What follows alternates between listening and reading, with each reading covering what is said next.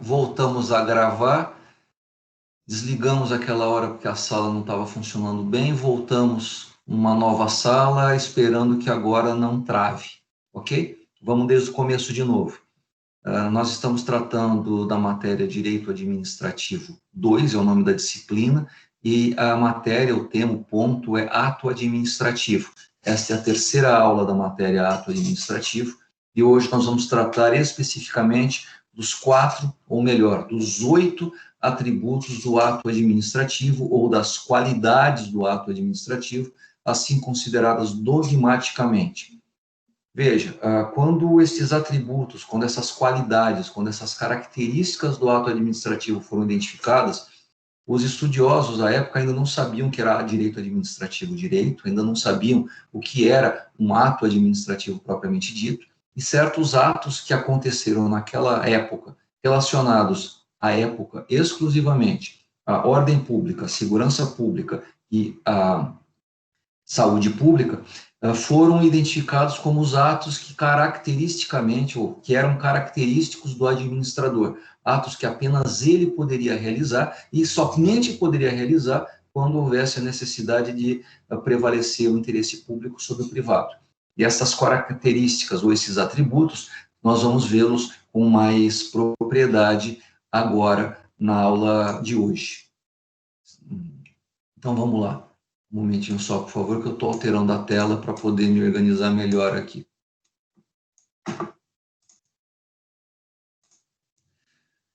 Então, vamos lá. Por enquanto, nenhuma pergunta. Parece que não está travando mais. Então, nós vamos tratar. O primeiro item, e talvez o atributo mais importante, porque ele é presente em absolutamente tudo que o administrador faz. Aliás, está presente em tudo que o agente público de qualquer um dos 3 poderes e qualquer uma das 3 esferas da administração pública, esta característica ou este atributo está sempre presente, é a presunção de legalidade. Tudo, absolutamente tudo o que o administrador público realiza é presumido como dentro da legalidade. Presume-se, parte do pressuposto que o administrador, ao agir, não age por conta própria, ele sempre age pelo princípio da imputação volitiva. Tudo que o administrador público, aliás, tudo que o agente público do judiciário, do executivo, do legislativo, do município, do Estado, do Distrito Federal ou da União, tudo o que ele faz é presumido verdadeiro, ou melhor, legítimo, e tudo que ele declara, ou seja, se ele por acaso falar, ele escrever que nós ultrapassamos o sinal vermelho, aquilo é presumido válido e verdadeiro. A declaração dele sobre um fato, a presunção é que aquela declaração de um fato, aquele fato aconteceu de verdade. Cabe como é presunção, cabe prova em contrário, mas o ônus da prova é nosso. Do mesmo jeito, a presunção de legalidade. O administrador público pode fazer a barbaridade que ele quiser. Aquela barbaridade, ela será considerada válida, aquela barbaridade, por mais absurdo que seja, por mais que seja um crime o que ele cometeu, por mais que seja um ato de improbidade administrativa, ainda que aquilo cause responsabilidade civil, ainda que aquilo seja completamente ilícito, aquele ato, ele gera efeitos, ele gera consequências no mundo real, porque é presumido válido, e se ele é válido, vocês lembram da escala das dimensões dos atos jurídicos, o ato existe, ele é válido, ele é eficaz, ele causa consequências na realidade. Presume-se verdadeiro, ele deverá depois ser declarado nulo, ele deverá depois ser revogado, conforme o caso, mas ele aconteceu, é presumido legítimo, é presumido legal, e por causa disso, presume-se que, por ser legal, deve gerar efeitos. Então, como está escrito aqui no item 4 da presunção de legalidade, item 4.1, no finalzinho da página 6, como o administrador aplica a lei ao caso concreto, seu ato é uma extensão da atividade do Estado, iniciada pelo Poder Legislativo.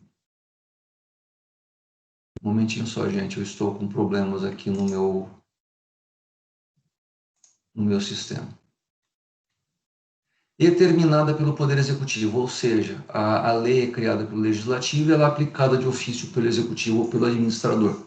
Se for mera continuação de um ato estatal, se a lei é legal e legítima, o ato administrativo também é. E veja, eu vou dar um exemplo de direito constitucional. Quando uma lei é posta pelo legislador, o administrador público que aplica a lei de ofício, ele é obrigado, sabendo que existe a lei, vendo a lei, aplicar a lei no caso concreto. Aquela lei pode ser absurda, pode ser estapafúrdia, pode ser inconstitucional, mas enquanto aquela lei não for declarada inconstitucional, aquela lei, olha que coisa doida, ela é lei e deve ser cumprida, deve ser aplicada pelo Executivo.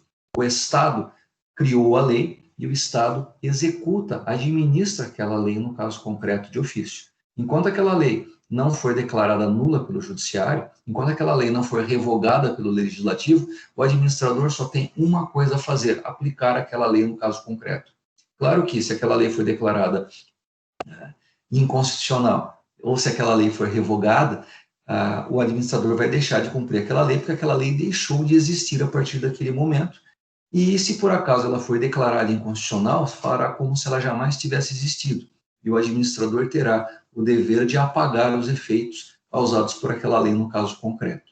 De qualquer forma, o ato administrativo segue o mesmo princípio. Se o ato foi realizado pelo administrador, é presumido legal, é presumido legítimo, deve ser cumprido não só pelo administrador, mas ele deve impor, pela sua coercibilidade, por sua imperatividade, este ato aos cidadãos. E aí nós vamos para o segundo item, o segundo atributo do ato administrativo, que é justamente a imperatividade ou a coercibilidade. Uma pergunta do Leonardo. Professor, então, o ato administrativo sempre segue a natureza da lei aplicada? Olha, eu não sei o que você entende por natureza da lei. O ato administrativo, ele tem uma natureza estatal, ou seja, o ato administrativo, ele é entendido como o Estado em ação para cumprir a lei, ou para fazer com que a lei seja cumprida. E este ato de imposição da lei, no caso concreto, é um ato estatal, chamado ato administrativo, e ele é presumido legítimo. Não faz sentido nós entendermos que o administrador vai aplicar a lei de maneira ilegal. Claro que isso pode acontecer. Claro que os excessos, claro que as omissões devem ser controladas pelo judiciário e até pelo superior hierárquico do administrador. Mas os atos devem ser considerados válidos até prova em contrário. Se ninguém reclamar, se ninguém desafiar, se ninguém contestar o ato administrativo, aquele ato se consolida na ordem jurídica e passa a gerar normalmente os seus efeitos. E se por acaso você quiser controlar o ato judicialmente ou quiser controlar o ato por um superior hierárquico daquele administrador que aplicou a lei de ofício e o entendimento do superior hierárquico ou do judiciário é de que aquele ato foi legal, o ato é mantido, não há como retirá-lo. Mais uma pergunta. Seria o caso do artigo 42 do Regimento Interno do STF? Haroldo, eu fico impressionado como vocês guardam textos normativos na cabeça. Eu não faço a menor ideia do que está escrito no artigo 42 do Regimento Interno do STF. Se você puder, por favor, fazer um recorte e cola e colocar aí para a gente, ou fazer a pergunta de maneira mais específica, eu tenho o prazer de ajudar a responder, mas eu realmente não sei decor o artigo 42 do Regimento Interno do STF. De qualquer forma, a gente vai aprender isso mais para frente, o regimento interno é considerado um ato da administração pública de caráter discricionário, de caráter normativo, porque apenas o STF, apenas o corpo, apenas o colégio criado, apenas o tribunal, ele tem prerrogativa para organizar os seus atos, ou a forma de organização interna, ou suas relações com os cidadãos. Todo tribunal possui regimento, todo colegiado possui regimento interno, que é o modo pelo qual ele se declara, ele declara a sua organização e as suas condutas. O Haroldo disse que vai pegar aqui na net. Obrigado, Haroldo. Eu peço perdão a vocês, eu não sei decor o artigo 42.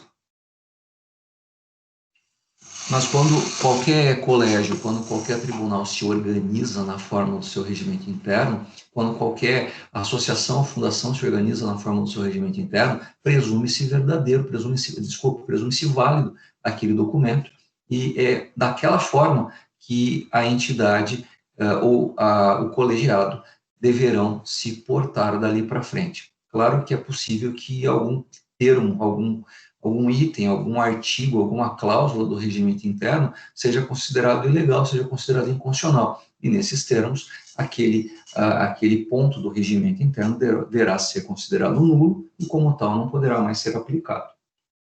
Enquanto o Haroldo não volta com o artigo 40... Oh, chegou!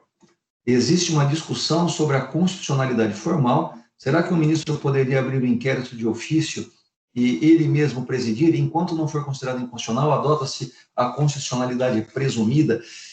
Puxa vida, é isso mesmo, Haroldo. Agora que você está falando, é o caso das fake news, não é mesmo? O Alexandre de Moraes, ministro, instaurou um inquérito policial, um inquérito judicial, e ele mesmo está presidindo esse inquérito. Olha, gente, a última coisa que eu quero discutir com vocês é política. Então, se vocês acharem que eu sou petralha, coxinha ou bolsonarista, vocês fiquem à vontade com o que vocês quiserem. Eu vou falar especificamente a minha posição sobre este caso. Então, se vocês por acaso acharem que isso é coisa de comunista, isso é coisa de liberal, isso é coisa de qualquer coisa, fiquem à vontade com seus rótulos. Minha posição, meu entendimento, não há problema algum que um inquérito judicial seja presidido por um ministro do Supremo. Não vejo problema algum nesta situação. Se por acaso houver alguma questão que envolva o próprio tribunal tem a legitimidade para instaurar esse inquérito. Como se trata na hierarquia do órgão mais elevado do Poder Judiciário, fica complicado ele ele entregar isso para um outro órgão subordinado. Fica complicado, ainda mais porque se trata de questões que envolvem especificamente o próprio órgão. Não dá para, entre aspas, subestabelecer isso na pessoa de outro colégio. Porém, o que precisa ficar claro é que o inquérito judicial, ele não causa penalidade nenhuma. O resultado de um inquérito é um documento que deve ser apresentado ao Ministério Público ou ao Procurador da República, e ele decidirá, porque essa é a sua prerrogativa, é ele que decide se instaura a ação penal ou não. E essa ação penal, se for instaurada, deverá ser instaurada necessariamente junto ao STF. E é uma situação que, a meu ver, eu não conheço o regimento do STF nesse aspecto, mas eu entendo, por óbvio, que o ministro Alexandre de Moraes não poderá fazer parte do colégio que julgará essa ação penal, porque, afinal de contas, ele atuou na qualidade de entre aspas, pelo amor de Deus, de delegado, de investigador, e como ele participou das investigações, ele estaria suspeito, ele estaria impedido de julgar por uma questão de separação ou de tripartição de poderes. Então, eu não vejo nenhum problema de um ministro do STF instaurar um inquérito para apurar irregularidades voltadas ao próprio corpo, ao próprio colégio. O que eu entenderia como um absurdo, como algo completamente fora de propósito, é ele terminar esse inquérito, ele encerrar esse inquérito, apresentar o inquérito, o resultado do inquérito ao Ministério Público, o Ministério Público entender que é o caso de instaurar a ação penal, e essa ação penal ser levada ao STF e, chegando ao STF, o ministro Alexandre de Moraes, que presidiu o inquérito, ele resolve julgar, sabe? Nesse aspecto, nós vamos ter uma ilegalidade, uma inconstitucionalidade, nós vamos ter sei lá, acho que dá para chamar a ONU, dá para chamar a Comissão Interamericana de Direitos Humanos, dá para chamar a Liga da Justiça. Numa situação dessas, eu acho que vai acabar havendo uma irregularidade tremenda. Mas, no momento, não vejo problema algum que o Alexandre de Moraes instaure e presida esse inquérito. O problema é se ele um dia vier a julgar esse mesmo inquérito quando ele se tornar uma ação penal, se ele se tornar uma ação penal, ok? Bom, podemos continuar então, vamos para a imperatividade. Gente, isso que eu falei está gravado, isso é uma posição minha, isso não é uma posição de outros professores, eu não conversei com nenhum outro professor a respeito desse posicionamento.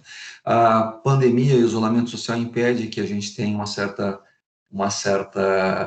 relacionamento social para poder tratar desses assuntos. Eu realmente não sei qual é a posição, entre aspas, correta, qual é a posição certa de concurso, certa de exames de ordem. Eu apenas emiti a minha opinião com base em certos fundamentos que, como tudo no direito, podem ser contestados, podem ser apresentados de outras formas. Mas, de qualquer forma, vamos voltar para a matéria, que é para isso que eu estou aqui, para falar da matéria. Vamos lá. O próximo atributo do ato administrativo é o da imperatividade ou coercibilidade. E eu vou ler para vocês o que está escrito aqui no nosso roteiro. Eu acho que nesse aspecto é importante. Os atos são emanados pelo Estado ou por pessoas exercendo a função, ou seja, por imputação volitiva, são pessoas físicas que realizam o ato, mas aquele ato é imputado à vontade do Estado, e esses atos, eles apresentam o exercício da função pública. Eu disse apresentam, não disse que representam, não é caso de representação, como nós já estudamos na aula, quando falamos de princípio da imputação volitiva, lá atrás em Direito Administrativo 1. Bom, se os atos são emanados pelo Estado para o exercício da função pública, eles possuem toda a força da qual o Estado possui monopólio.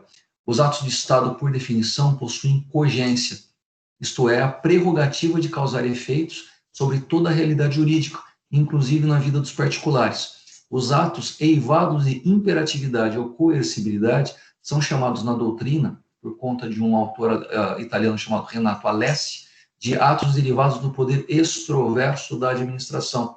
A administração, ela, nesse aspecto, tem um poder que é extrovertido.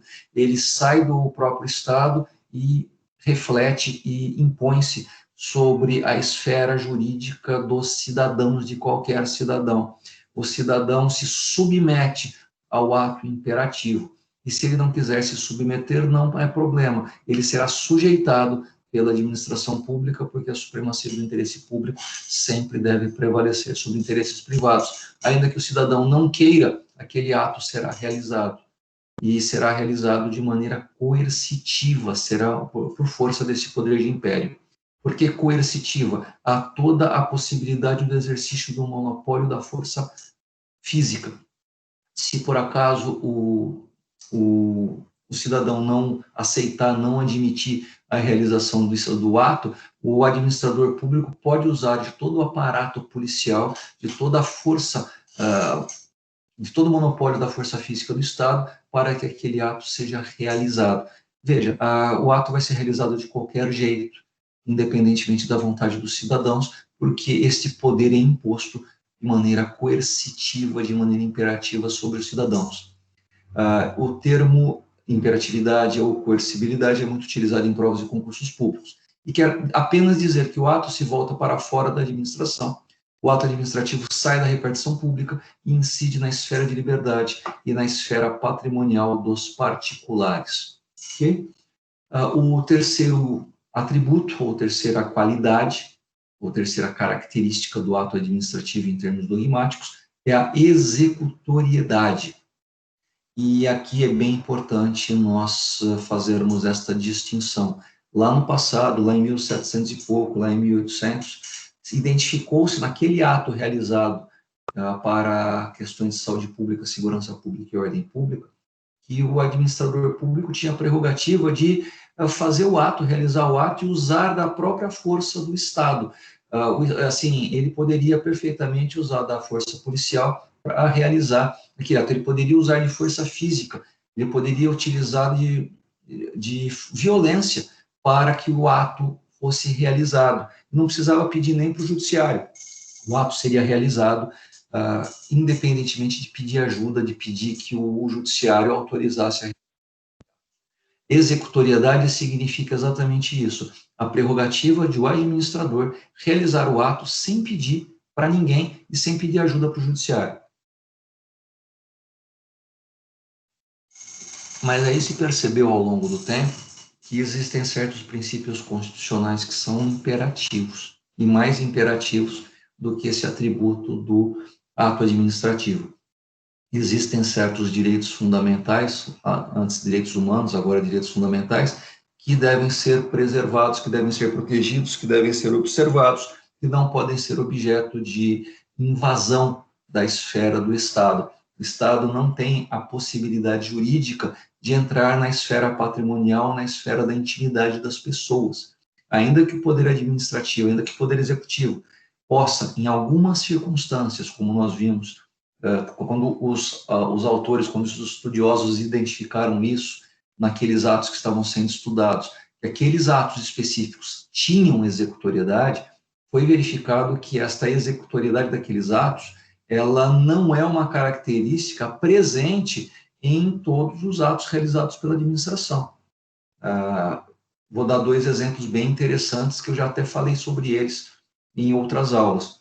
Se por acaso o Estado entender que um imóvel deve ser desapropriado, veja, aquele imóvel será desapropriado. O dono do imóvel não vai conseguir impedir a desapropriação daquele bem, porque o ato de desapropriação ele vai acontecer, quer o dono queira, quer o dono não queira. Ele é quase um ex-dono daquele imóvel. Porém, ainda que aquele imóvel tenha um decreto de desapropriação, ainda que aquele imóvel esteja, assim, o Estado já está todo pronto, todo mobilizado para demolir a casa do imóvel, fazer um prédio, fazer uma repartição pública, fazer um hospital naquele terreno, o dono, ele pode ficar lá dentro e o administrador público não possui nenhuma possibilidade jurídica de retirar o proprietário de seu asilo inviolável. Ele não poderá, o administrador público não tem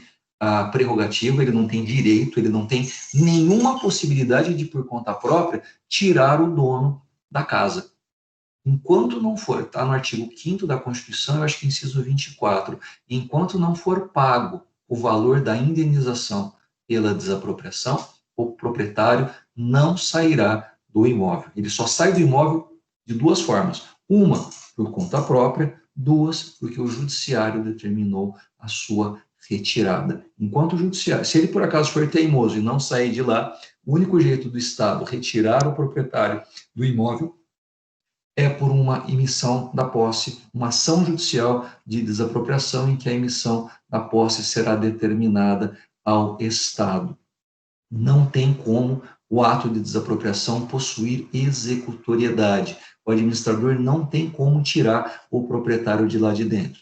E uma outra situação, imagina que você tem que pagar imposto, né? Ou imagina que você tem que pagar uma multa de trânsito. Olha que coisa doida.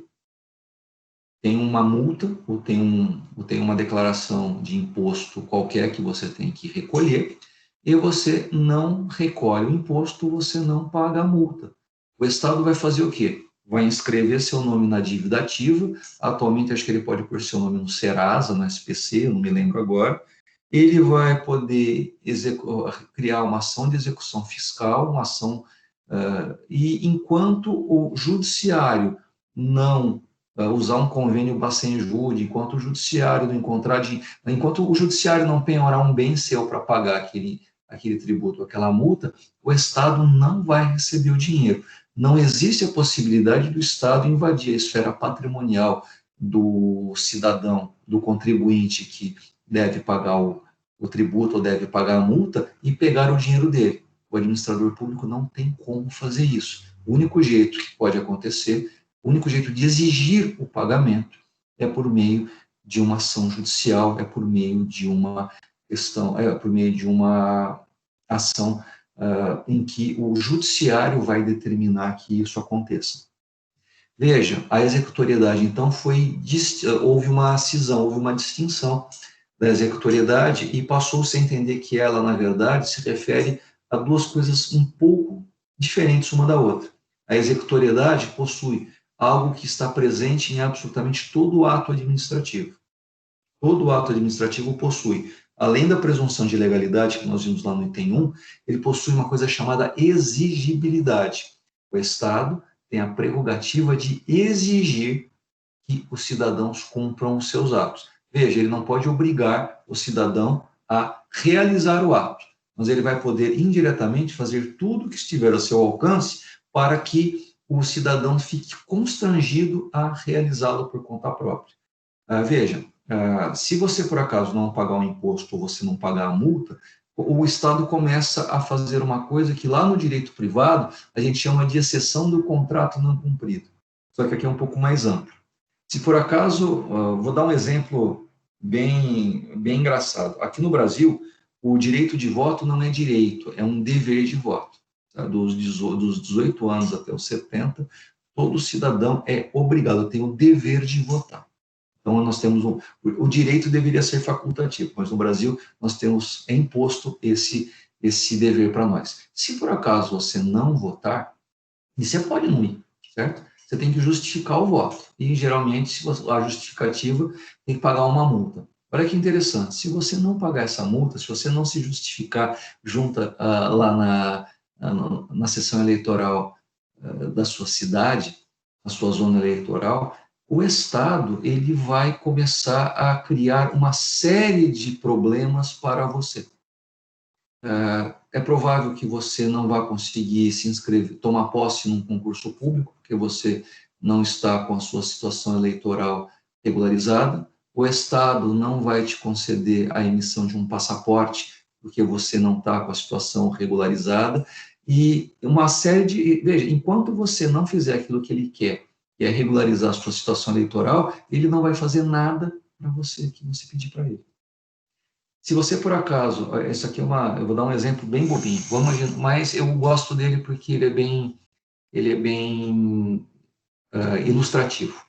Vamos imaginar que você tenha 2 imóveis na sua cidade. Você tem um imóvel onde você mora e você comprou um terreno e você quer morar nesse imóvel depois. Só que, como se trata de um terreno que você não fez nada ainda, você, sei lá, deixou de pagar IPTU, você esqueceu de pagar IPTU, ou você não pôde pagar o IPTU daquele imóvel. A prefeitura vai até você, descobre, vê nos documentos lá que você está devendo 10 anos de IPTU, ou que você está devendo IPTU de mais de 5 anos, vamos restringir o exemplo. Nós estamos em 2020, na aula de hoje, e a prefeitura dá uma olhada nos seus registros e vê que você não pagou o IPTU de 2010 até 2015, e ela esqueceu de cobrar. Então, o que ela faz? Ela entra na justiça e cobra põe o seu nome na dívida ativa e entra na justiça cobrando esse IPTU lá de trás.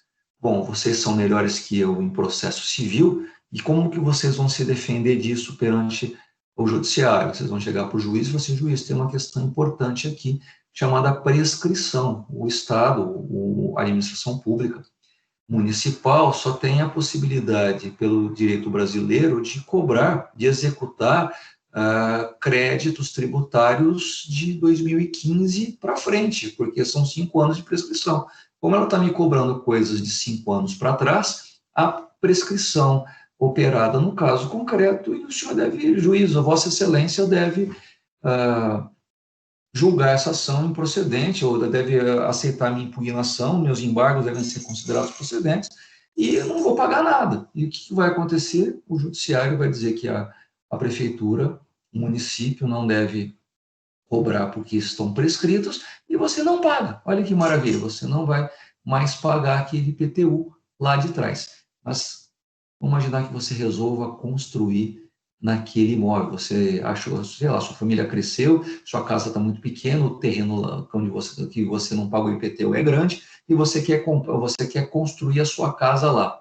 Para você construir uma casa de maneira regular, você precisa de um engenheiro, de um arquiteto para assinar a planta do seu imóvel, assinar a responsabilidade técnica para deixar claro para a prefeitura que o imóvel que vai ser construído ali será construído exatamente de acordo com a lei de uso e ocupação de solo urbano da cidade, que o imóvel vai ser construído exatamente do jeito que a legislação municipal autoriza.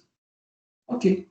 Daí você contrata o engenheiro, você contrata o arquiteto, a planta está pronta, está tudo certo, você vai até a prefeitura direitinho e a prefeitura nega o alvará de construção para você. Você fica bravo com o seu engenheiro, você acha que a culpa foi do arquiteto, você vai até a prefeitura e descobre que a prefeitura não vai autorizar a construção enquanto você não pagar o IPTU atrasado. Pô, professor, mas o que uma coisa tem a ver com a outra? Tudo. o princípio da exigibilidade é justamente esse.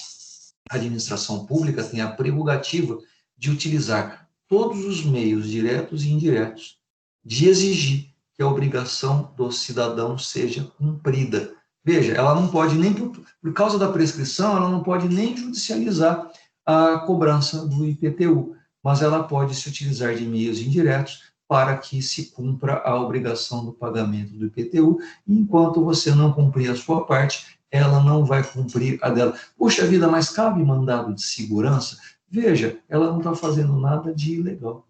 Está escrito na lei que para você realizar a construção, porque o alvará seja entregue pela prefeitura, a prefeitura fará isso desde que tudo esteja correto, desde que você esteja regular com as suas obrigações perante a prefeitura. Como você não está regular, como você tem débitos tributários, ela pode exigir, professor, e se tiver se os débitos tiverem caducados, ou se tiver acontecido a decadência, bom, aí já é outra situação. Com decadência, não existe mais a possibilidade jurídica daquele crédito ser exigido, então não tem problema nenhum.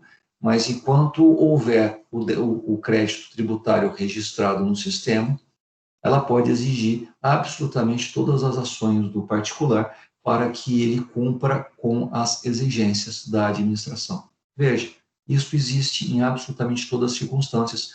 A administração pública tem a prerrogativa de exigir, e essa exigibilidade é justamente isso. A administração possui os meios para exigir o cumprimento de seus atos pelos particulares, seja indiretamente, exigibilidade, em algumas situações específicas, diretamente. Por favor, é preciso que haja previsão legal para que o Poder Executivo execute por conta própria certas ações na esfera patrimonial ou na esfera de liberdade dos cidadãos, ok?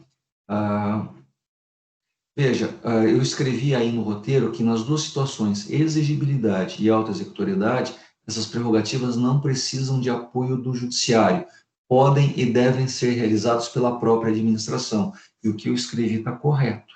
Mas vejam, a executoriedade, a autoexecutoriedade, que sem dúvida alguma vai acontecer independentemente de apoio ou de pedido ao judiciário, ela precisa ter previsão legal.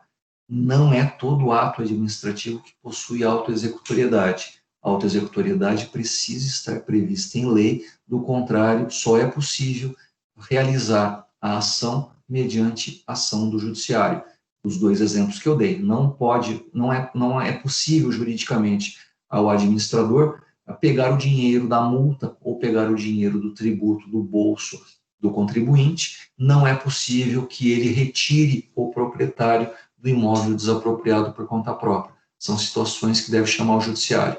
Porém, em caso de uma urgência, uma emergência, no caso de uma questão de segurança pública, de ordem pública ou de saúde pública, o administrador não vai pedir para entrar na justiça para o caso de entrar num imóvel onde tenha foco de praga, foco de dengue, para entrar numa casa que esteja pegando fogo, que a pessoa precise de atendimento médico, ou no caso de dissolução de uma passeata por causa de tumulto, identificado como tal pelo comandante do destacamento, responsável pela segurança do local.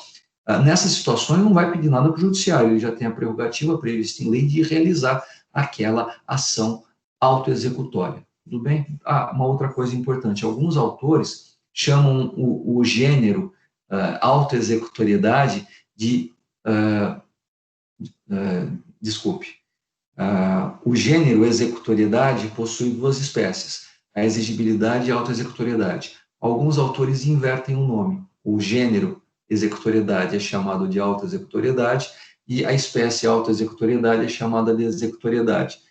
O que precisa ficar claro na cabeça na hora de você responder a sua questão de concurso de OAB é que existe um gênero que significa a possibilidade de distinguir entre duas espécies, de exigir indiretamente e de exigir diretamente as condutas dos cidadãos. Se você quiser chamar essa espécie de executoriedade ou de autoexecutoriedade, esse gênero de executoriedade ou de autoexecutoriedade, fique à vontade. Há autores que vão permitir que você escreva desse jeito. O que você não pode é escrever o gênero e a espécie do mesmo jeito.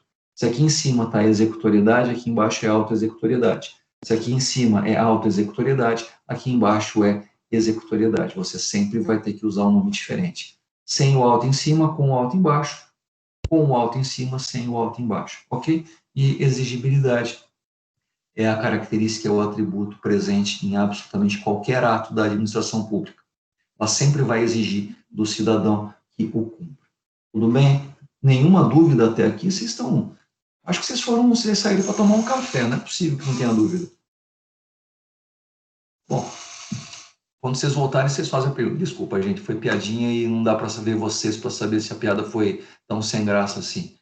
Eu prometo que eu vou tentar melhorar as piadas ou não fazer nenhuma para não ficar feio para o meu lado. Gente, o próximo item é o da tipicidade.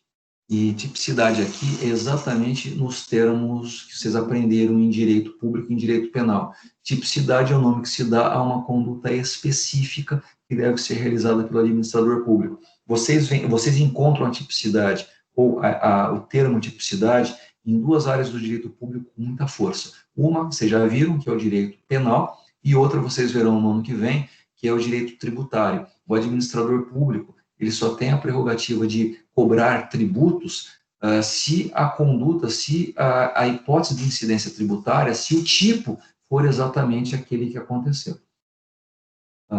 Vocês estão aí, muito legal. Obrigado. Gente, a tipicidade significa simplesmente conduta esperada, conduta definida legalmente. Se aquela conduta acontece, se aquela conduta, melhor dizendo, está prevista no enquadramento da norma, da lei. Se você quiser usar a fato espécie, se você quiser usar a hipótese de incidência, fiquem à vontade. Se por acaso a lei prevê uma determinada conduta e essa conduta acontece, essa conduta deve... desculpe, eu vou melhorar isso. Se a lei prevê que o administrador público deve realizar determinadas condutas, estas são as únicas condutas que o administrador deve realizar por força do princípio da estrita legalidade.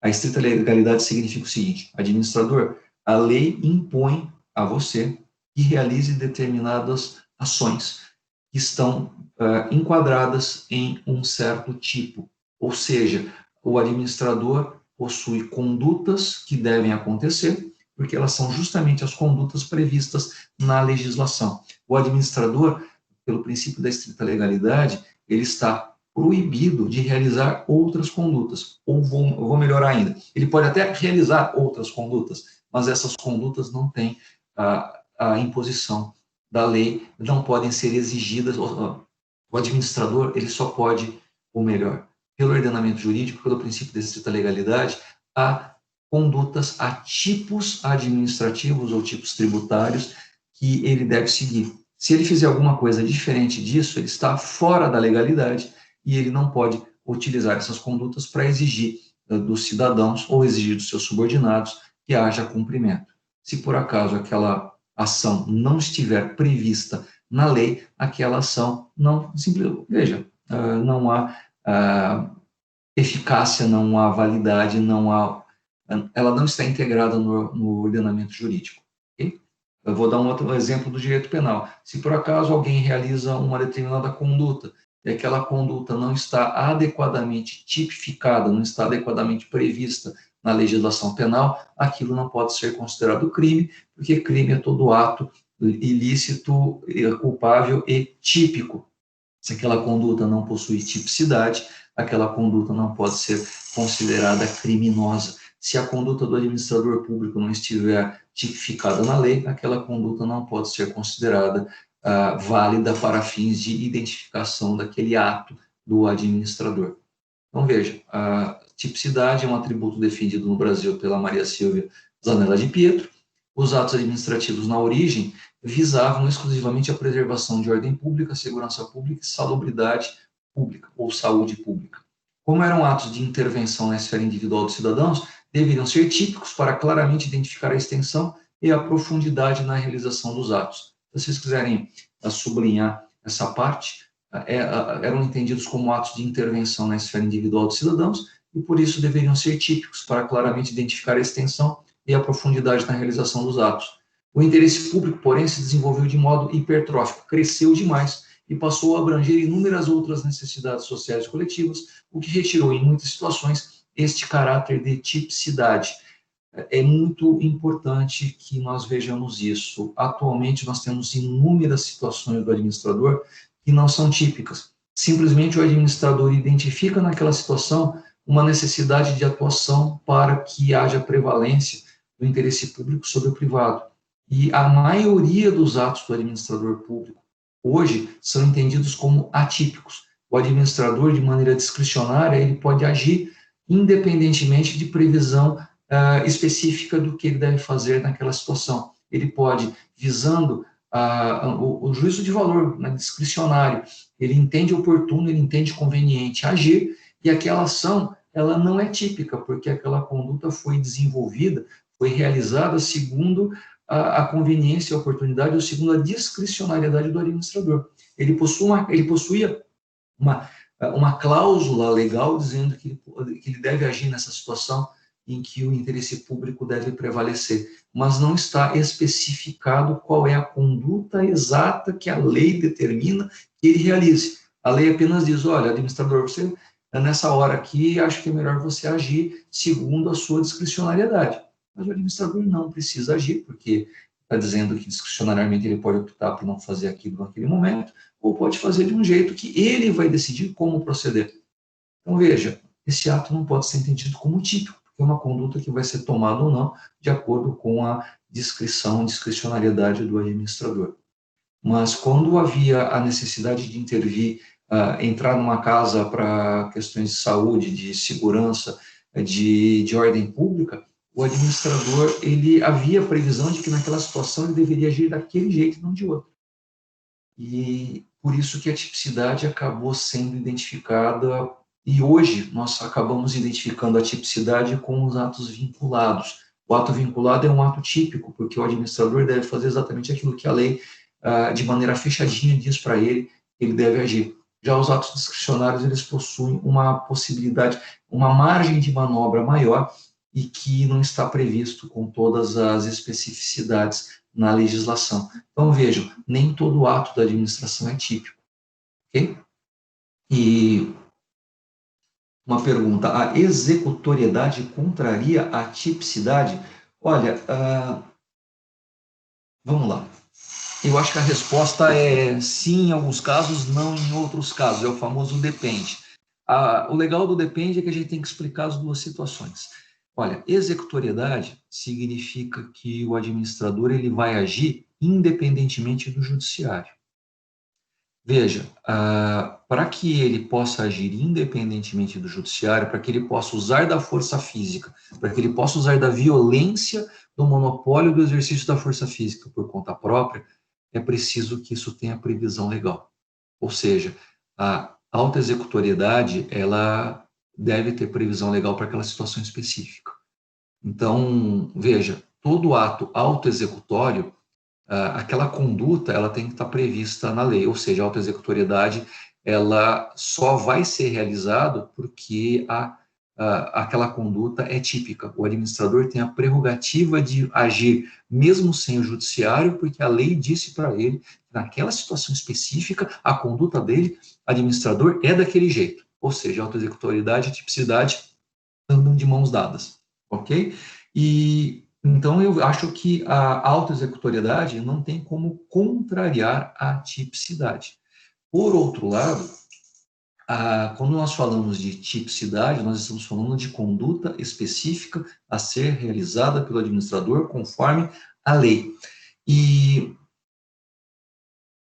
por isso que eu falei do depende, por isso que eu falei na outra situação. Vamos imaginar o seguinte, está escrito assim na lei de ordem pública, não me lembro agora qual que é. Está escrito assim, o comandante responsável pela segurança da manifestação poderá dissolvê-la quando identificar tumulto.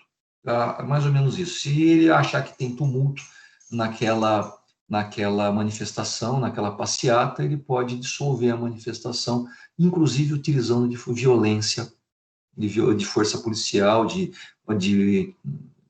sei lá, bomba de efeito moral, ou cavalaria, ele tem essa prerrogativa. Agora, veja que interessante. Está escrito que ele tem a prerrogativa discricionária de fazer aquilo numa determinada situação. Ele pode usar da autoexecutoriedade quando ele identificar que acontece o tumulto. Problema: tumulto é um conceito jurídico indeterminado. Eu não sei. O que é um conceito jurídico indeterminado? Multidão. Imagina uma multidão, aí você vai tirando uma pessoa por vez. Em que momento você descobre que, depois de tirar um monte de gente, você vai tirar mais um? Você vai, puxa vida, não há mais multidão aqui. Em que momento você tirou uma pessoa e essa pessoa que você tirou, neste momento tinha um montão de gente, era uma multidão, você vai tirando uma por uma, e uma bela hora você, não tira mais ninguém não, senão não tem mais multidão. Então, é indeterminado. Tumulto, uma bagunça generalizada, que pode ser prejudicial para a saúde, para a segurança pública, para a ordem pública. Em que momento aquele tumulto se torna efetivamente um tumulto que deva ser dissolvido? Em que momento isso acontece? Vou dar um outro exemplo até que fica mais interessante. Naquela época, espero que volte logo, que havia provas em grupo na sala de aula. Tá? Por que eu coloquei provas em grupo? Porque a prova ser feita em grupo, é preciso que o grupo converse entre si. Em que momento o professor deve interferir no barulho, porque a conversa do grupo está ficando num volume alto o suficiente para interferir na resposta do outro grupo? Em que momento que a gente fala assim, olha, para que o barulho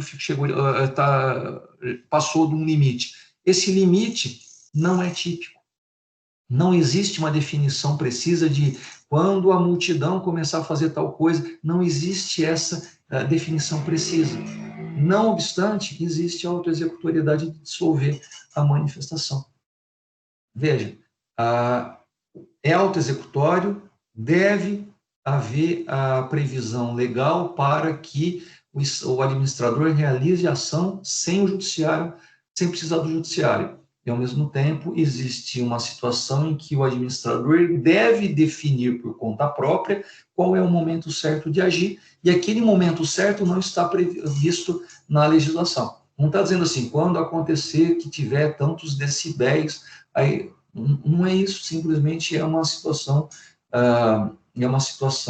discricionária. Então, a tipicidade é melhor nós separarmos os atributos em autoexecutoriedade e tipicidade, porque elas têm certas características que, ora, andam de mão dada, ora, não estão com as mãos dadas. Tudo bem? Nossa, eu consegui explicar. Que bom. Obrigado pela resposta.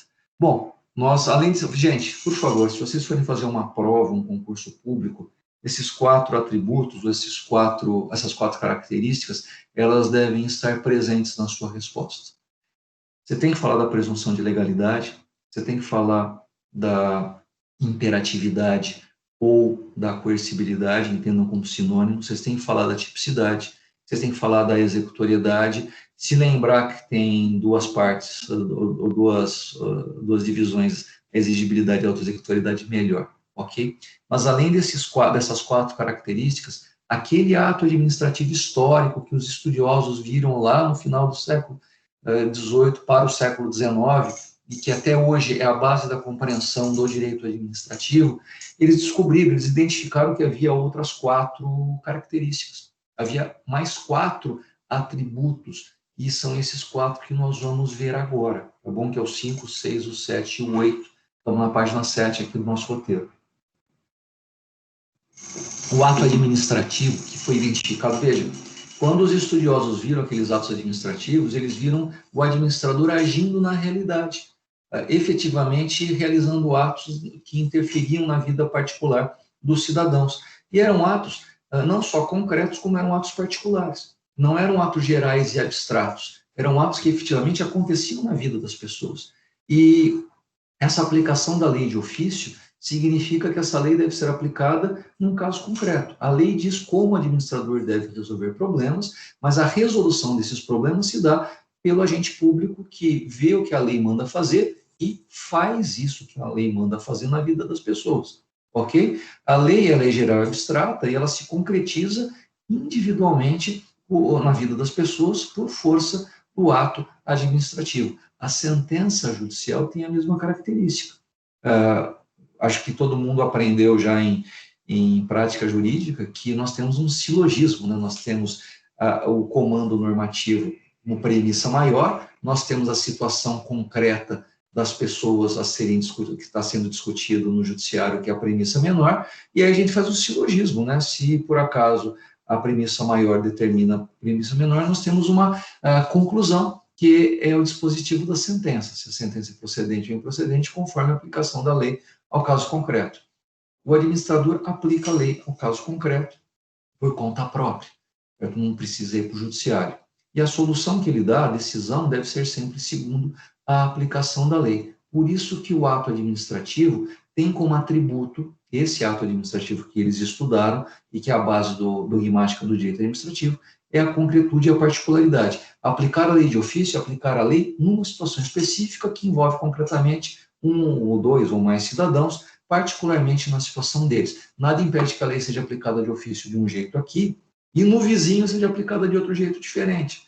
Claro que, por se tratar do mesmo administrador público, isso deve ser, por segurança jurídica, corrigido para que para que a aplicação da lei aconteça da mesma maneira, de modo uniforme e impessoal para todos. Mas isso, você sabe que no judiciário também acontece. Eu tenho um caso interessante no escritório em que um juiz decidiu, duas ações exatamente iguais, caíram em duas varas diferentes, e a sentença de uma foi completamente diferente da sentença da outra, foi para o tribunal e o tribunal manteve as duas sentenças. Quer dizer, existe falta de uniformidade? Existe. Deve haver segurança jurídica? Deve se buscar? Sim, mas isso não impede que os casos concretos sejam decididos de maneira não adequada, não conforme. Infelizmente, isso é do jogo. Okay? Eu sei que isso causa um problema muito grande para os seus parentes engenheiros, mas, infelizmente, é uma coisa com a qual nós temos que conviver. Ainda com relação a... Puxa vida, isso aqui é muito interessante. Se vocês puderem anotar, se vocês puderem sublinhar, chorar, colocar florzinha do lado, bandeira, o que vocês quiserem. Uma coisa importantíssima da concretude é que, como se trata de aplicar a lei de ofício, nós vimos isso no semestre passado em Direito Administrativo 1, a aplicação da lei de ofício significa que a lei deve ser aplicada em sua inteireza, em sua integridade. Veja, o administrador público deve aplicar a lei, e essa aplicação não deve ser nem mais, nem menos, nem praeter legem, como gostam de dizer os nossos queridos latinófilos, né? e nem menos, citra legem. E, claro que não pode ter contra. Veja, o administrador não pode ir além da lei. O administrador público não pode abusar. Se a lei manda ir até um determinado ponto, é até aquele ponto que a lei deve ser aplicada. O administrador, se por acaso passar desse ponto, ele estará indo além da lei. Do mesmo jeito que o judiciário não pode ir além do seu pedido. Ainda que você tenha feito um pedido modesto, e poderia ter pedido além, o juiz pode colocar o seguinte na sentença: olha, eu entendo que você não tinha direito a uma indenização, nesse caso aqui, de 1 milhão, sua indenização era de 10 milhões. Porém, como você pediu 1 milhão, é o que eu vou te dar. Porque o juiz não pode ir além do seu pedido. E o administrador não pode ir além do que autoriza a lei para ele. E se por acaso ele cumprir um pouco a lei menos do que a lei determina, isso também é errado. Ele deve aplicar a lei na medida que a lei determina, ok? Os latinófilos chamam isso de aplicação secundum legem. E claro que se ele aplicar contra a lei, ele estará indo contra o princípio da estrita legalidade, e isso também é ilícito, ok? E por que o ato administrativo é chamado concreto? Porque ele incide sobre uma situação particular, ele realiza a aplicação da lei na vida das pessoas, ok?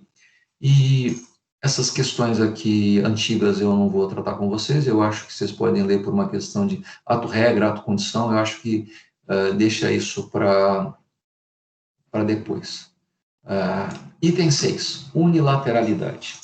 Gente, lembrando sobre o artigo 37 da caput da Constituição Federal, vocês já aprenderam e até decoraram o acrônimo dos 5 princípios constitucionais explícitos, em que se define que nós temos como 5 princípios constitucionais a legalidade, a impessoalidade, a moralidade, publicidade e eficiência. Por favor, o termo é pessoalidade, não é imparcialidade. O administrador, ao aplicar a lei de ofício, ele sempre é parcial. Quem aplica a lei de ofício é uma das partes da relação jurídica.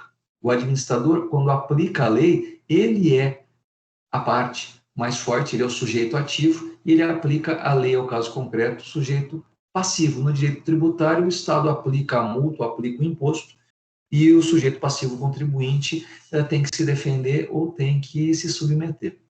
Então, veja, é imparcial, não tem como, porque não existe a possibilidade lógica de uma parte ser imparcial. Porém, como ela deve aplicar a lei de ofício e deve realizar a aplicação da lei no caso concreto, a administração pública, que é parte, ela deve agir de maneira impessoal, ela deve aplicar a lei de maneira objetiva e não de maneira subjetiva. Puxa vida, mas não é quase a mesma coisa ou não é a mesma coisa? É diferente. Ela não pode ser imparcial porque ela sempre tem que levar em conta a supremacia do interesse público sobre o privado. Ela não vai ser imparcial. Ela não pode ser imparcial, mas a impessoalidade é um dever dela, ok? Por que eu falo agora de unilateralidade? Veja, o Estado é guardião e promotor do interesse público, e as suas ações, elas são realizadas visando a esse interesse público, e elas são realizadas de cima para baixo, sem pedir opinião a qualquer pessoa. Ele não tem que pedir opinião para ninguém para realizar os atos dele, e que não acontece, não há bilateralidade, não há contrato, não há negociação, não há absolutamente discussão. Claro que ele pode pedir licença, ele pode ser educado, ele pode perguntar se você gostaria que ele voltasse amanhã para você se organizar melhor, etc. Mas chega uma hora que ele vai dizer, olha, você está me atrapalhando, você está me atrasando, eu vou aplicar a lei de ofício no caso concreto aqui. Veja, a aplicação da lei é sempre num sentido único, do administrador para o cidadão, do superior para o subordinado. Não existe bilateralidade na realização do ato. O ato administrativo, ele sempre tem uma natureza unilateral. Ainda que, nós vamos ver isso mais para frente, o cidadão vá até a prefeitura e fale assim, por favor, me dá uma certidão, por favor, me libera um alvará, por favor, eu queria registrar um documento, ainda que se peça, ainda que é o cidadão que vai até lá e peça para o ato ser realizado, o administrador decide a realização dele de maneira unilateral. Ele pode simplesmente falar assim, olha, não te dou, mas eu pedi, eu não te dou e vai te explicar o motivo. É sempre uma decisão unilateral, nunca bilateral, ok? Lendo aqui o roteiro, segundo parágrafo do item 6, em muitos casos, em especial por conta de certas mutações do direito administrativo, o poder público tem chamado os particulares para, em ambiente de colaboração, atender às posições e às demandas dos interessados para atuação que leve em conta os princípios de república e de democracia. A unilateralidade, em muitas situações, tem dado lugar a atos dotados de consensualidade. Mas, por favor, não há bilateralidade aqui.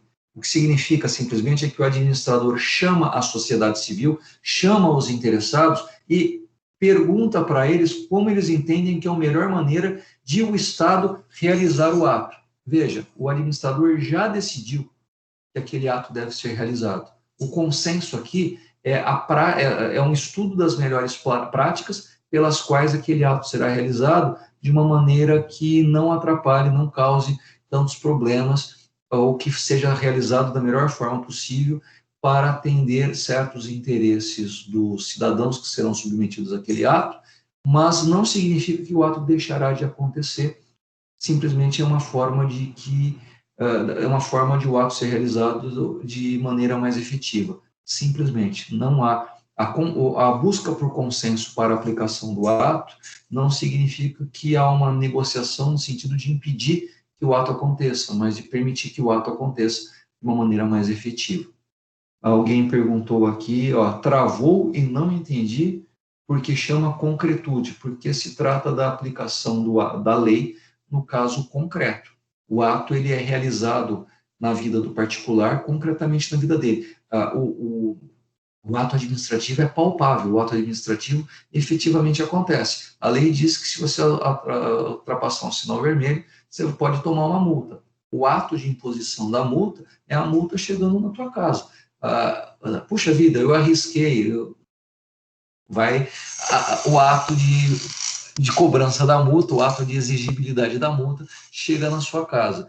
O administrador ele tem a prerrogativa de tornar a lei geral e abstrata concreta e particular na vida das pessoas. Ok? Bom, ninguém perguntou nada de unilateralidade.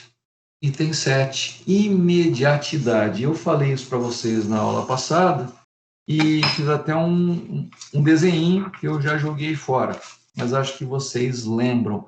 A lei, ela é geral e abstrata e ela deve ser aplicada na vida das pessoas que estamos aqui embaixo. A lei é um comando mediato, ela precisa ser mediada por alguma coisa. O que medeia, o que intermedia a lei do cidadão é justamente o ato do administrador que vai aplicar essa lei de ofício na vida do cidadão. O ato administrativo é o intermediário entre a lei geral e abstrata e a realização desta lei na vida das pessoas. A lei só se realiza por intermédio do ato administrativo. E veja, a lei está aqui, ela é mediata, o ato administrativo está aqui próximo do cidadão, ele é imediato. O cidadão ele só tem contato com a lei porque o ato administrativo realiza a lei na vida deles. A lei é mediada pelo ato e o ato é imediato. A realização da lei, a lei se torna concreta, se torna efetiva na vida das pessoas pela imediatidade do ato na aplicação da lei, ok? Acho que vocês lembram de causa de pedir próxima, causa de pedir remota, a lei é a causa de pedir remota, o bem da vida é a causa de pedir próximo, que efetivamente é aquilo que está mais na vida prática do cidadão. O ato administrativo ele é prático, ele realiza algo teórico, algo abstrato na vida das pessoas, ok? E o último item, né, a última característica é interesse público, que na verdade é o grande objetivo, é o grande mote do direito administrativo. O interesse público sempre está presente na realização do ato. Se um ato administrativo é realizado sem interesse público, há desvio de finalidade. Isso é causa de ação de improbidade administrativa, isso é, em algumas situações, causa de crime contra a administração. Sem dúvida alguma, há uma grande ilegalidade se o interesse público não estiver sendo buscado pelo administrador. E aí nós temos dois tipos de interesse público. O Renato Alessi, desde, acho que década de 50, 60 do século XX, já tratava disso. Nós temos interesse público primário e interesse público secundário. O interesse público primário são, efetivamente, quaisquer interesses da administração que ela age em nome próprio, mas no interesse alheio no exercício de função pública. O interesse público não é interesse da administração. O interesse público primário não é interesse da administração, é interesse da república, é interesse da democracia, é interesse dos cidadãos, é aquele interesse público que deve ser buscado em qualquer situação. Sei lá, algumas pessoas já chamaram o interesse público primário de vontade geral da nação, já chamaram de vontade geral, já chamaram... Bom, são aqueles valores constitucionais que devem ser presentes em toda situação. O Estado ou a administração pública buscando a realização dos interesses maiores da democracia, da república, etc. E existe o interesse público secundário, que a administração atua em nome próprio, no próprio interesse, ou seja, existe o interesse da burocracia de manutenção de si própria, ou seja, é preciso que a administração se mantenha, é preciso que há um interesse público secundário na compra de computadores para os servidores públicos, há um interesse público na compra de papel para impressora, de toner para impressora, há interesse público secundário no sentido de pagar as contas de água e de energia elétrica da repartição pública, porque sem essas coisas, sem a manutenção da estrutura, a administração pública não poderá buscar o interesse público primário. Então, existem essas duas situações, e deixando muito claro, não existe possibilidade jurídica do interesse público secundário ser superior ou ser prevalente em relação aos interesses individuais. Se nós estivermos discutindo interesses da administração pública, interesse secundário e interesses individuais, não há hierarquia entre eles. Claro que a administração pública, numa situação dessas, estará, pela parcialidade, interessada em realizar estes princípios, estes interesses públicos secundários, mas ela não tem como se sobrepor aos interesses individuais, porque elas têm a mesma hierarquia. Porém, se estiver buscando o interesse público primário, esse interesse público primário se sobrepõe, inclusive, sobre os interesses da própria administração. O interesse público primário sempre é prevalente pelo princípio da supremacia do interesse público sobre o privado. O interesse público do ato administrativo, neste caso específico, estudado pelos estudiosos lá do século XIX, final do século XVIII, começo do século XIX, tratava do interesse público primário. O administrador público entrava num local em que havia foco de peste, foco de praga, justamente porque ele buscava a prevalência do interesse público primário sobre os interesses particulares daquele proprietário que teve a casa aberta pela administração pública visando a eliminação de um foco de praga, um foco de pandemia, ok? Esses foram os nossos oito atributos ou nossas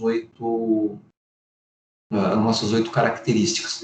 E, por favor, nós falamos de características que não se confundem com elementos. Por favor, eu falei elemento agora, porque nós vamos tratar no próximo, quando a gente falar agora de ato administrativo, nós vamos tratar disso posteriormente, vai ser o nosso próximo ponto, e em momento algum confundam esses atributos, essas características com elementos, porque não dá certo, ok? Mas agora nós temos o nosso item 5.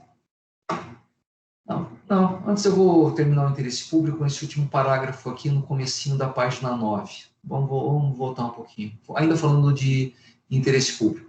No início da ciência do direito administrativo, não se observava essa distinção entre interesse público e muitas vezes era confundido interesse público com interesse de governo. A distinção serviu para identificar situações em que interesse público primário não estava presente e nessas situações não há exercício de função administrativa, não há exigência de supremacia do interesse público, não há verticalização da relação jurídica. Não há prerrogativa de imposição da vontade da administração sobre o particular. Ainda assim, a administração realiza inúmeros atos nessa situação. Veja, quando os estudiosos estudaram aqueles atos historicamente identificados e viram que aqueles atos historicamente identificados possuíam 4 atributos, 4 características, ou, indo mais a fundo, 8, essas 8 que nós estudamos hoje, eles perceberam que o administrador público, ao longo do tempo, realizava atos que não possuíam esses atributos. Ou seja, criou-se um problema doutrinário terrível, porque se identificou que todo ato administrativo possuía necessariamente todos esses atributos, todas essas características, todos esses predicados.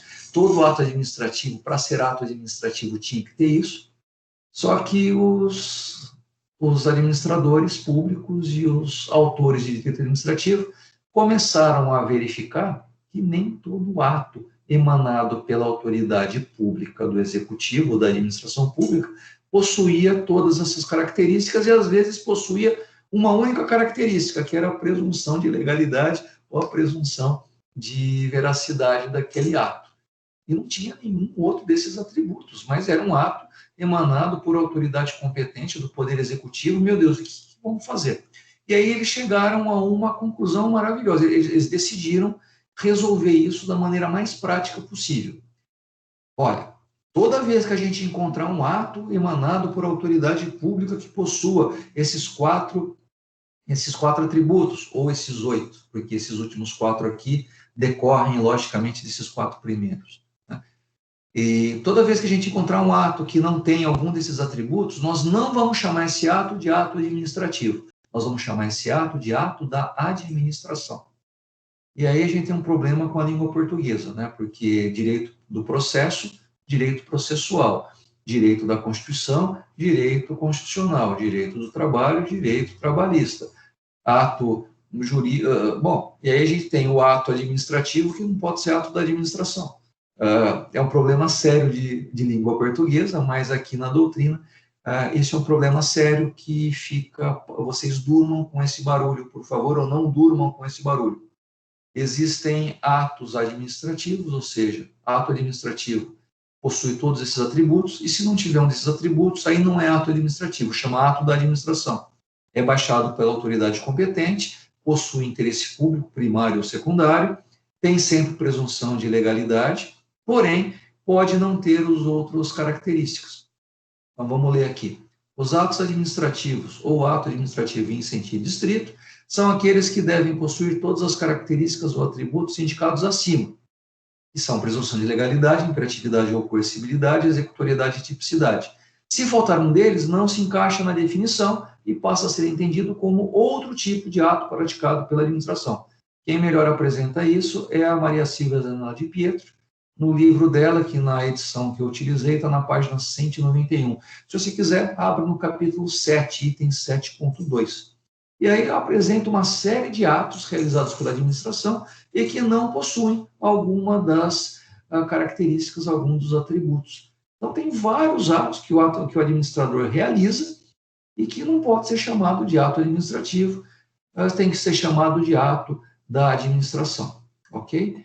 E está aí para a ciência de vocês, e eu não vou falar deles para não confundir ninguém, porque olha que legal, né? Todo administrativista, todo autor, todo livro que vocês pegarem, e por favor, todo livro mesmo que vocês pegarem, eles vão dizer exatamente isso. Olha, lá no passado se identificou um determinado tipo de ato que foi chamado de ato administrativo. E aquele ato administrativo é historicamente importantíssimo porque, estudando aquele ato administrativo, que nós estudamos e vimos os 4 atributos, sobre essa constatação foi criado todo o entendimento sobre o que hoje nós chamamos de direito administrativo. O direito administrativo, tal como nós o conhecemos, é tributário deste estudo específico, desse ato que à época era completamente fora do padrão. O administrador tinha a prerrogativa de, sem o judiciário, impondo-se como força do Estado, com presunção de legalidade e de maneira atípica, porque havia a previsão legal, realizar atos na esfera privada, na esfera da intimidade de qualquer cidadão. E isso causou um rebuliço na teoria do direito, a ponto de haver uma distinção muito forte entre a teoria do direito privado e o direito público. E os dois ramos, direito público e privado, ficaram muito claros para os pesquisadores, para os estudiosos, e se criou com autonomia a área de direito público. O direito administrativo pôde se tornar a linguagem comum do direito público, assim como o direito civil é a linguagem comum do direito privado. Essa distinção ficou muito clara a partir desse estudo específico. Só que, com o correr do tempo, com a verificação das ações da administração, o Estado fazendo muitas outras coisas, se verificou que não era todo ato administrativo, se verificou que o Estado não agia sempre daquele único jeito.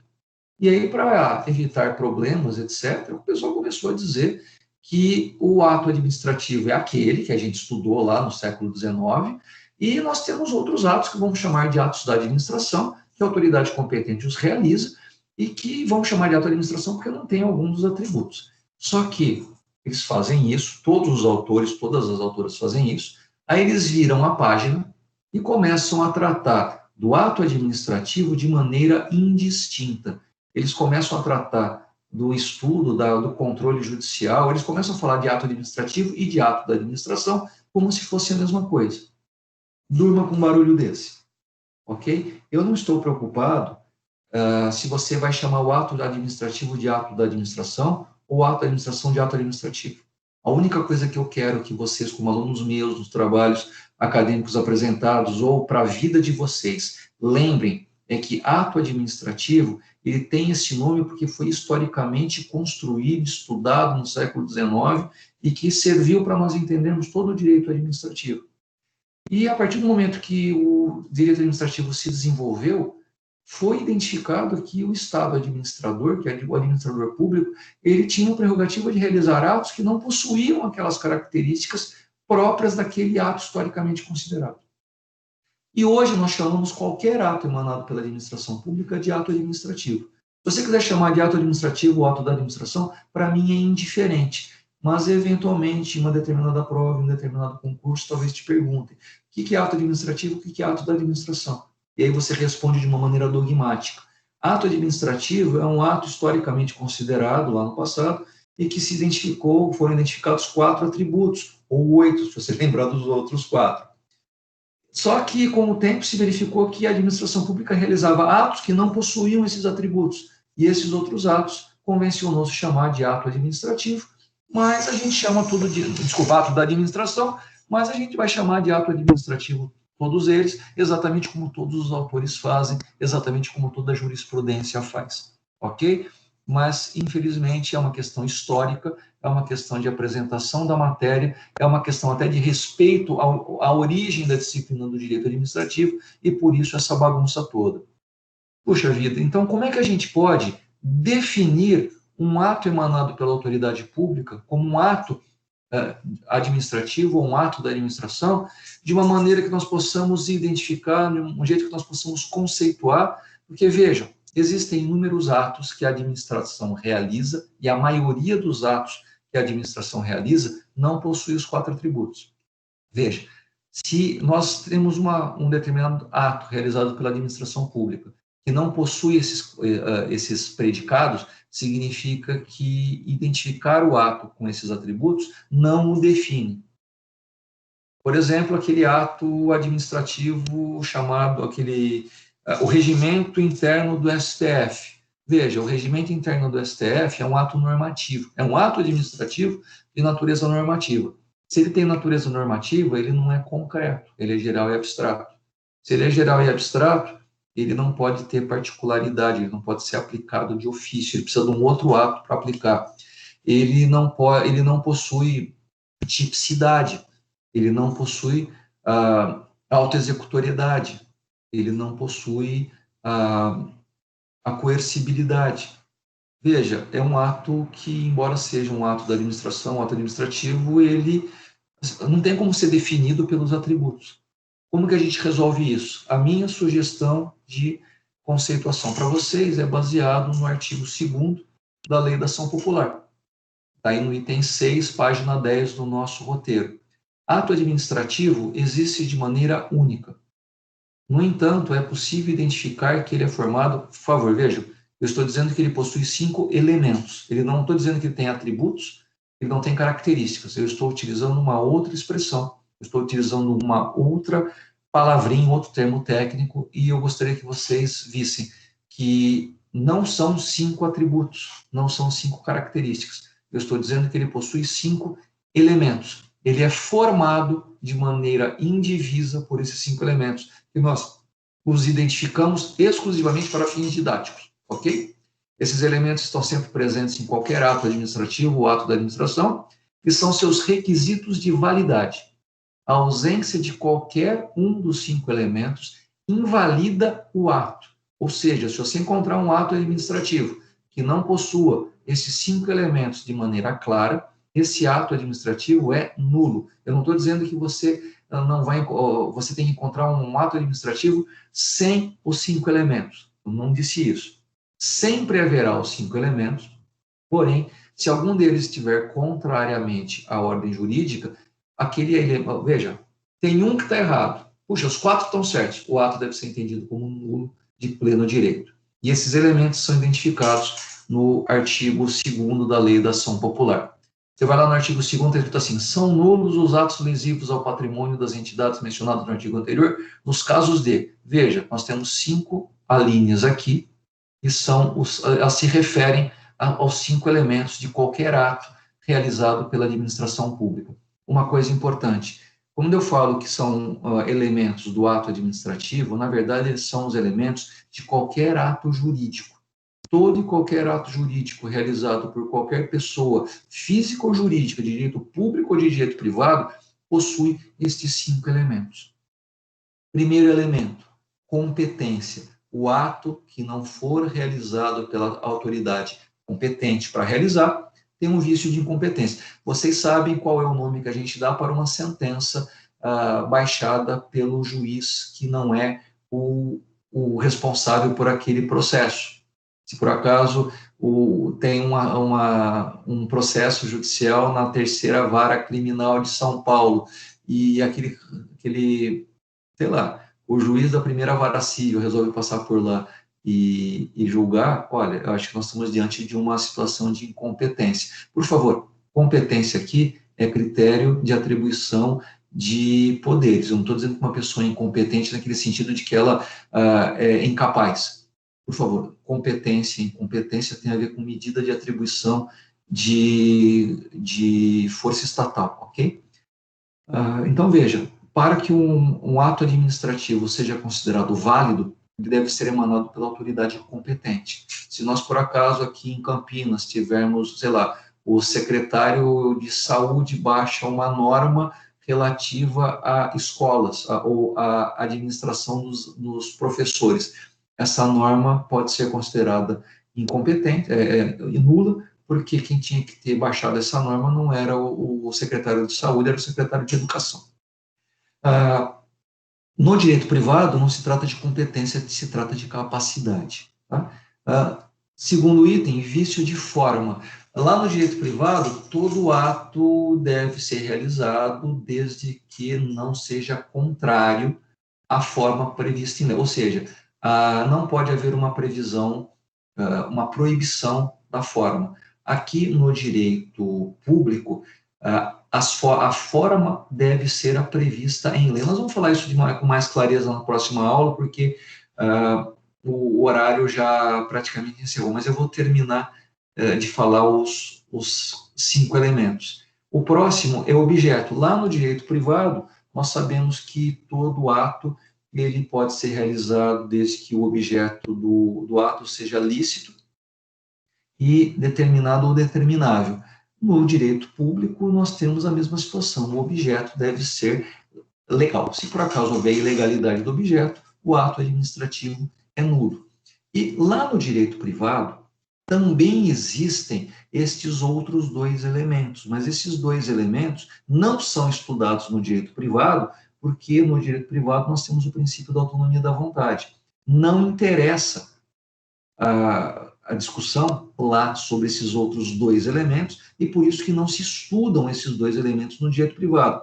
Não há, veja, esses 2 elementos são requisitos de validade no direito público, mas eles são indiferentes no direito privado. Não há por que estudar sobre motivo e finalidade no ato jurídico de direito privado.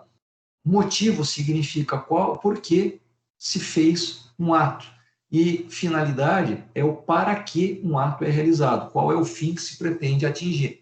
No direito privado, ninguém está interessado se a pessoa quis ou não quis realizar determinado ato, e ninguém quer saber para que, qual a finalidade de realizar aquele ato. A autonomia da vontade impede que se discuta isso na esfera da... Claro que a gente vai nos vícios do ato jurídico lá em direito privado, se por acaso nós descobrirmos que existe algum vício na vontade, nós vamos discutir motivo e finalidade lá também para fins de anulação. Mas aqui, no direito privado, necessariamente, nós temos esses 5 elementos. E nós precisamos estudar esses 5 elementos para identificar que aquele ato realizado pela autoridade pública é um ato administrativo válido e, portanto, com possibilidade de eficácia e com possibilidade de ser exequível ou eficácia social, por força desses 5 elementos. Veja, nós não vamos discutir se um ato administrativo ele é válido ou inválido com base nos seus atributos. Nós não vamos ficar discutindo se o ato deve ser realizado porque ele é típico ou porque ele é atípico. Nós vamos discutir se um ato administrativo ele é válido porque ele tem presunção de legalidade, porque ele é imperativo ou não, porque ele é executório ou não. Nós vamos discutir se o ato administrativo ele é válido ou ele é nulo com base nesses 5 elementos: competência do agente, forma, viciado ou não, objeto lícito, motivos existentes e, obviamente, lícitos, e finalidade prevista segundo o interesse público. Esses 5 elementos são determinantes para nós trabalharmos o ato administrativo, ou, se você preferir, o ato da administração, que de agora em diante eu vou apresentar como sinônimos, ok? Gente, pelo horário, são 9h33, nós já estamos bem bem avançados no nosso horário. Já estamos aqui a 1h25 e vamos responder aqui as perguntas. Eu não vou iniciar o novo.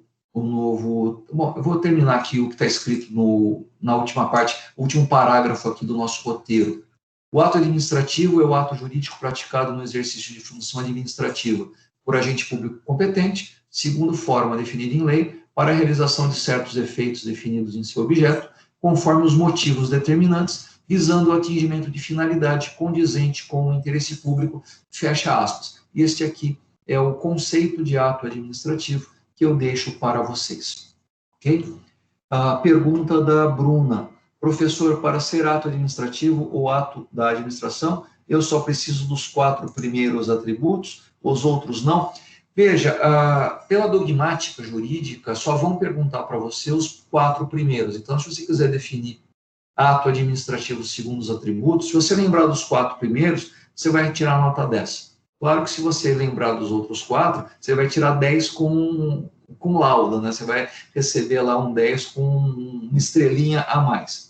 Mas os 4, o 5º, 6º, 7º e o 8º, concretude, unilateralidade, meu Deus, até eu tô esquecido. Interesse público está faltando a mediatidade, eu acho, vou me lembrar agora.